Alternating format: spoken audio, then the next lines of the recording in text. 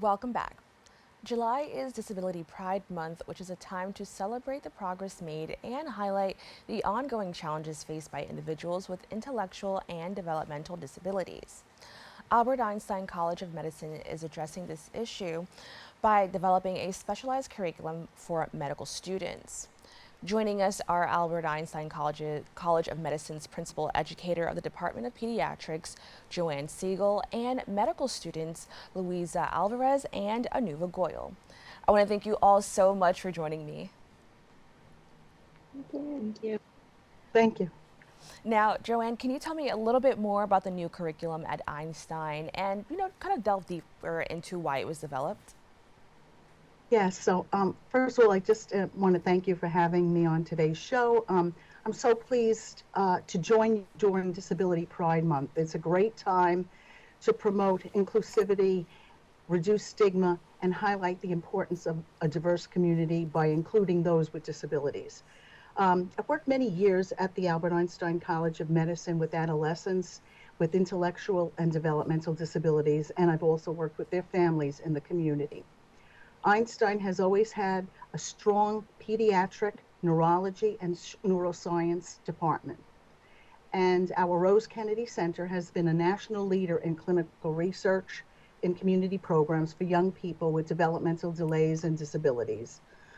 So we serve children and adults with conditions such as autism, cerebral palsy, spina bifida, intellectual and developmental disabilities.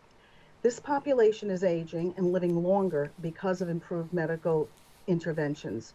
So we saw a need for more training and education of future physicians and healthcare professionals for this unique yet universal needs of people and adults and children with disabilities.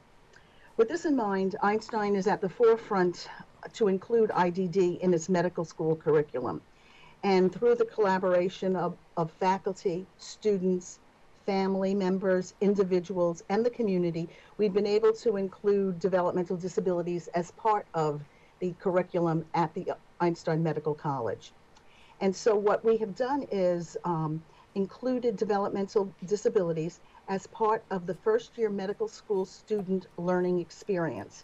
That's where students volunteer to work in the community to learn about people and individuals with developmental disabilities. And they're going to community organization programs such as Adapt Community Services, where they have a day program for adults with IDD. Students also learn about IDD during their second year nervous system and human behavior class, and during a third year class that prepares students to enter hospital clerkship rotations. And then finally, in the fourth year, we have students who rotate through the Rose F. Kennedy Children's Evaluation and Rehabilitation Center Adult Primary Care Clinic. All of these experiences allow students to work directly with adults and family members, and it provides a basic foundation in developmental disabilities and addresses the unique communication, accessibility, and healthcare and treatment needs of the population. The program has been very successful, and in particular, the medical school students have become outstanding advocates with and for this group of vulnerable people. That's amazing. Thank you so much for sharing that. Now, I definitely love to hear, from the medical students, what has your experience been like, kind of being a part of something like this. And Louisa, I understand that you're a fourth year medical student. Can you tell me a little bit more about, some of the significant lessons you've learned, throughout this process? Yes, hi. I'm actually currently a third year medical student, but what I've done during this process, like I first started with the group as part of service learning. So I was at ADAPT, the day program, where I got to meet a lot of individuals with intellectual disabilities as well as developmental disabilities. And through my involvement with the rest of the group, I started doing more events like wheelchair basketball at Henry Viscardi School, which is a school for children with disabilities. We also did a Hispanic Heritage Gallery event where we had images of people with disabilities in the Hispanic community, and we also invited them to come out with us and talk a little bit about their life and their journey as a person with disabilities. Um, it's been an amazing experience really trying, like, getting the word out there and trying to get other students as excited as we are about learning and becoming better like future physicians, in this world where we really want to make sure that there's equity with all of our patients, and that includes our disabled community. Thank you so much for sharing. And I really love the part about kind of going within those communities, looking into different communities, whether, maybe that be your racial or ethnic background. I think that's also very important to highlight. Anuva, I would love to hear from you, the importance of kind of within looking at that community, looking at the differences within the community, because not everyone is going to have the same experience based on their background and their walk of life. So can you expand on that a little bit? Yeah, definitely. I think, um, through being a part of the AADMD student chapter, we've had lots of opportunities to hear from people from all walks of life, all ages, all relationships to disability. So we've heard from patients who are, children with disability to older adults with disability, as well as family members, parents, physicians. So it's a whole like team effort when it comes to treating an individual and caring for an individual with disability. I think one of the biggest takeaways is the importance of always centering the patient, making sure that we don't make biases and assumptions about individuals with disability simply based on the fact that they have a disability, and rather, for example, we want to ask one of our biggest learnings is making sure that we ask patients um, how they view themselves in relation to their disability, so that impacts like the language we use when we're referring to the patient or talking about their disability. And we also want to make sure that we don't reduce all any medical issues to just being because of their disability, and take it in the context, understand that an individual is not just their disability, and medical problems as well can be attributed to a broad range of things in an individual with disability. Yeah, I think this is an amazing effort, and I'm curious to know from any of you, how do you think the healthcare system as a whole, and I would even further say society as a whole, can address the disparities faced by people with IDDs, and what we can do to kind of understand a little bit more about people from that community, and as you mentioned, not assume that they are their IDD, that they're more than just, what they've gone through. Sure. I think, And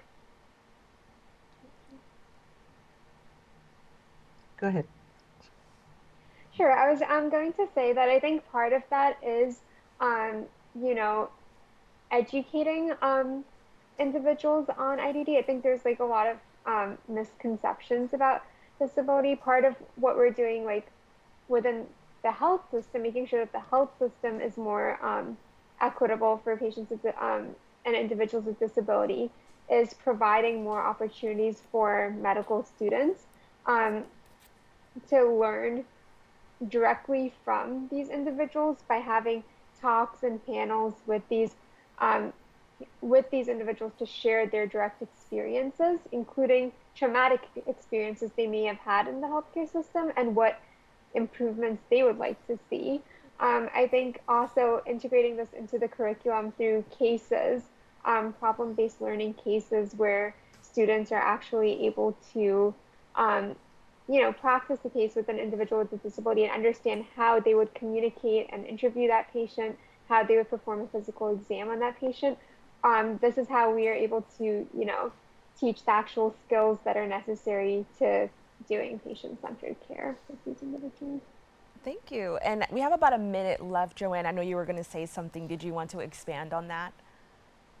Yes, I want to mention that recently the federal government, through the National Institutes of Health and Health and Human Services, have designated individuals with disabilities as a vulnerable population and are strengthening the 504 regulations that are related to Americans with Disabilities Act.